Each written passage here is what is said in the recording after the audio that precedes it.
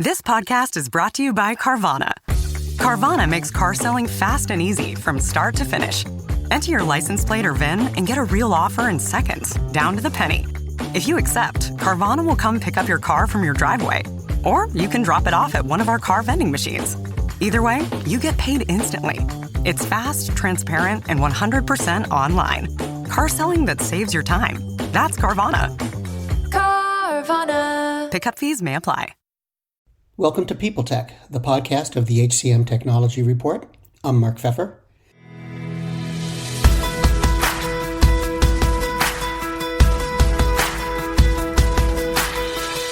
My guest today is Ty Abernethy, the co-founder and CEO of Grayscale, a developer of high-volume recruiting solutions for industries like retail, delivery, e-commerce, and healthcare. Since the pandemic began, he's seen some interesting shifts in the way both candidates and employers approach hiring and getting hired. We're going to talk about that and other things going on in his swath of the labor market on this edition of People Tech. Ty, it's nice to see you. Welcome. First, could you tell me about Grayscale? What makes you different? Yeah, Grayscale is it's a high volume hiring platform for enterprise organizations. We focus on making the hiring process frictionless for volume recruiting. So our approach is it's an SMS first approach. We make it really easy to engage candidates via text message and to automate a lot of the touch points throughout the hiring process, just to help those recruiters dealing in high volume to really create a frictionless process, an improved candidate experience, and really cut down on time to fill. So I think our differentiators are kind of how quickly we can sort of be implemented by a team. It's just kind of a flip the switch and we activate a lot of these capabilities inside of your ATS. Yeah, and just being able to kind of create a really consistent, standardized candidate experience to really kind of help improve the overall experience for candidates. Okay. Now, you were one of the founders of Convey IQ back in 2002. And so here we are now, 10 years later. More than 10 years later, I'm sorry. So here we are now, and you're running a startup years later. And I'm curious, how has the environment for startups changed since your first go-round?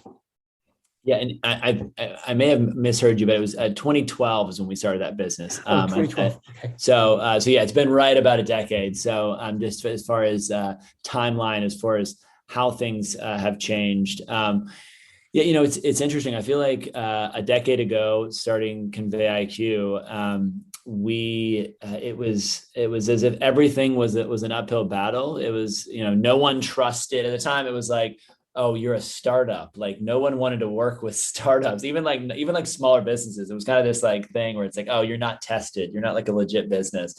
I remember just having a lot of like credibility issues early on. And then, it just kind of, we were in the video interviewing space back in 2012, 2013, and just sort of the battles we had there of sort of convincing people that video was a legitimate channel in recruiting and should be taken seriously.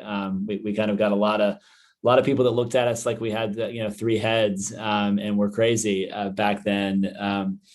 But yeah, starting a business, we started Grayscale, about 4 years ago. And it was sort of a similar shift where, the first shift was going from video being sort of an off limits channel in sort of the world of recruiting to then it sort of becoming a prominent channel.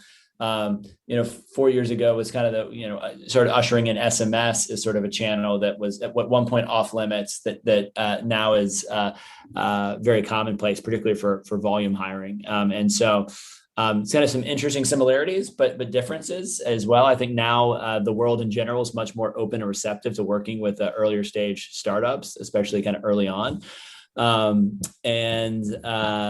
it's been an interesting decade or so being in the kind of recruiting technology space. Yeah, just thinking with all that's going on today, I'll bet it has. It feels like the high volume hiring space, which you're focused on, it's getting a lot more attention from both product developers, from investors. What do you think is driving all the interest? I think demand for one, right? I think that it is harder than ever to be able to effectively staff up your organization, particularly your high volume areas of the business. The challenges in finding talent, getting them through your process fast enough and in a very efficient way is real. And candidates will bounce the first little bit of friction they encounter in your process, right? And so I think it's more important now than ever before to really focus on things like candidate experience, right? And really tightening up your time to fail as much as you possibly can, and just taking any sort of creative tactic you can to have an edge in this market. So I think that's one. And then two, I think just, COVID has ushered in this, technology adoption. It's a really accelerated technology adoption. I would say, I think, we were on this track pre-COVID that companies were leaning more into leveraging technology to automating more of their process. Those were trends that were happening pre-COVID, but they were happening at a relatively slow pace. What COVID did was really accelerate that to where suddenly talent acquisition teams couldn't afford to just throw more bodies at the problem, right? They had to. There was kind of a mandate from the top down. Is we don't have more budget, but we have to be more efficient, more effective with the folks we do have. And more and more TA teams started really leaning into technology to help really transform what was possible with the team they had. And so we've seen that really accelerate things over the last year and a half, 2 years. So I think the combination of those two things have been pretty instrumental for driving up demand in this area. So, do you think COVID has changed talent acquisition fundamentally? Are some of the changes we've seen over the past couple of years because of COVID going to stay with us even once the pandemic's gone?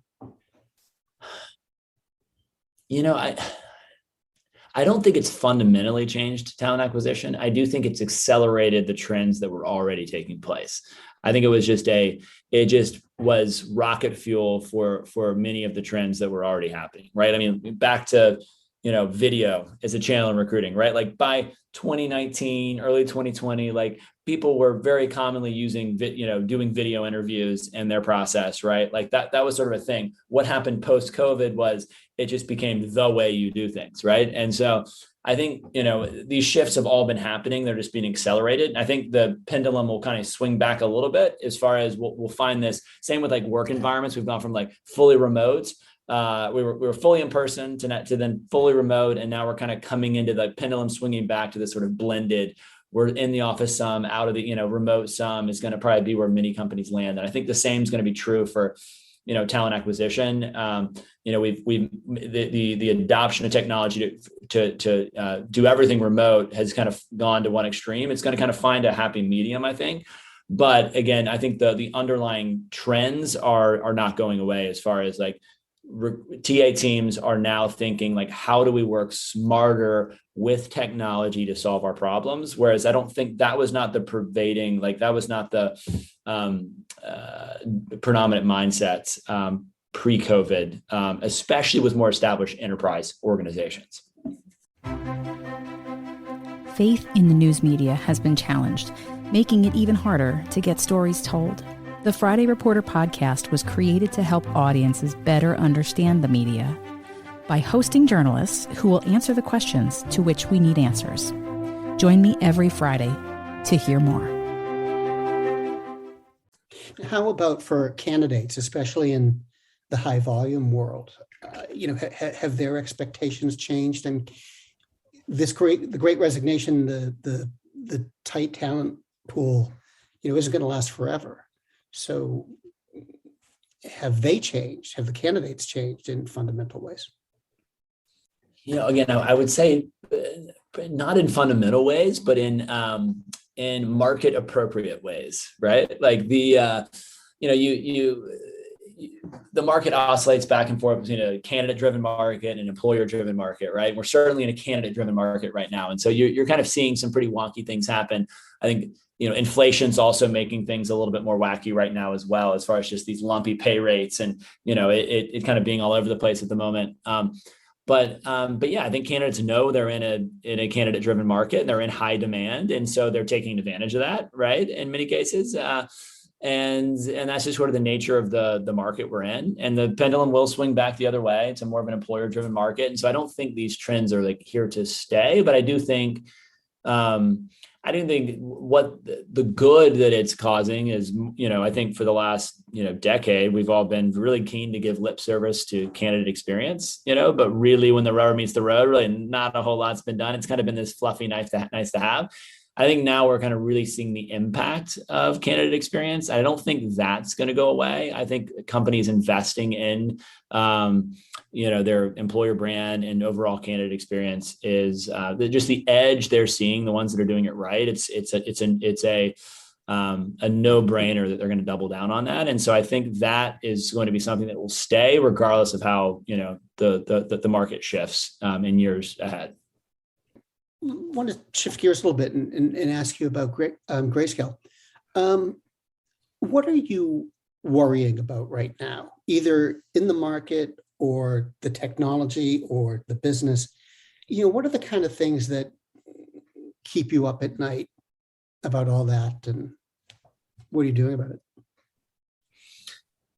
Yeah, well, I think for one is just in growing a business, and Grayscale, like I mentioned before, we're about 4 years into this journey. So we're kind of coming out of a season where we're have been a small team early stage, and now the team has been growing exponentially, and we work with a lot of Fortune companies, and are really things have evolved quite a bit in the last 4 years, and I think we're kind of looking at our growth trajectory, and the market is really pulling us in a direction, and we want to keep up with that while really preserving our culture, while really preserving I think the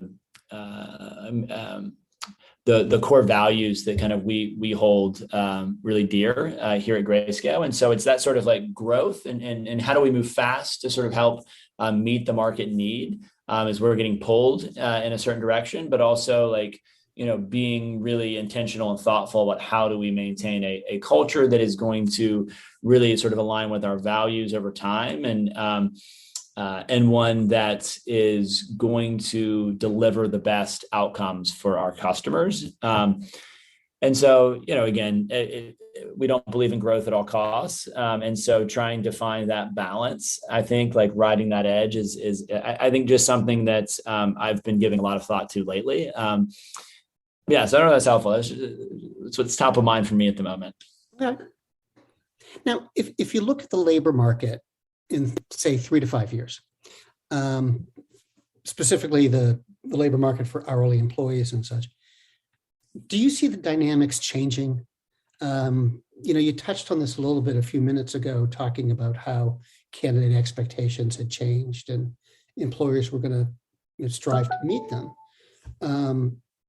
But what else do you think is going on with employees? How is their behavior changing in a way that you have to think about? Or are they going to pretty much stay the same as they are now? Yeah, that's a good question. I think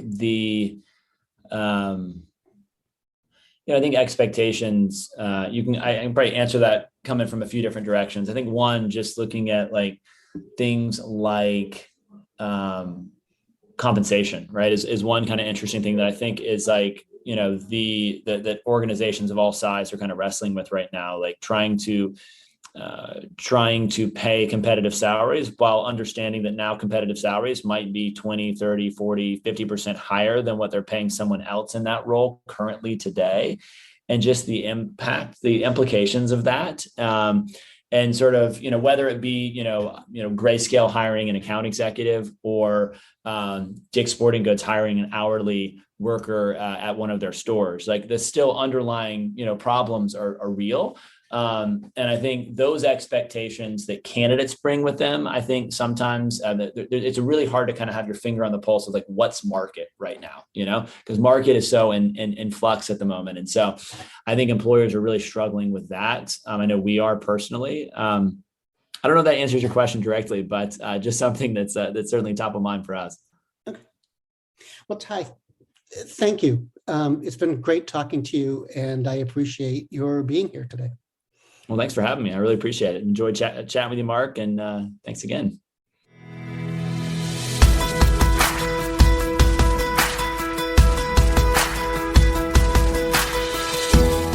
My guest today has been Ty Abernethy, co-founder and CEO of Grayscale, and this has been People Tech, the podcast of the HCM Technology Report. We're a publication of Recruiting Daily. We're also a part of Evergreen Podcasts. To see all of their programs, visit www.evergreenpodcasts.com. And to keep up with HR technology, visit the HCM Technology Report every day. We're the most trusted source of news in the HR tech industry. Find us at www.hcmtechnologyreport.com. I'm Mark Pfeffer.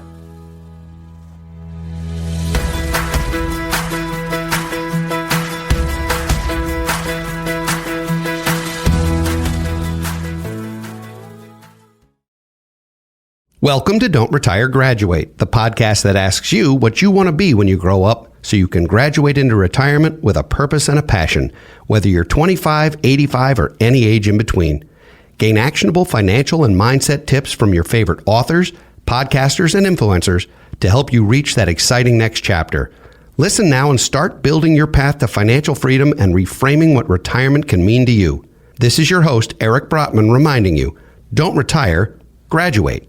Do you love news about LinkedIn, Indeed, Google, and just about every other recruitment tech company out there? Hell yeah. I'm Chad. I'm Cheese. We're the Chad and Cheese Podcast. All the latest recruiting news and insights are on our show. Dripping in snark and attitude. Subscribe today wherever you listen to your podcasts. We out.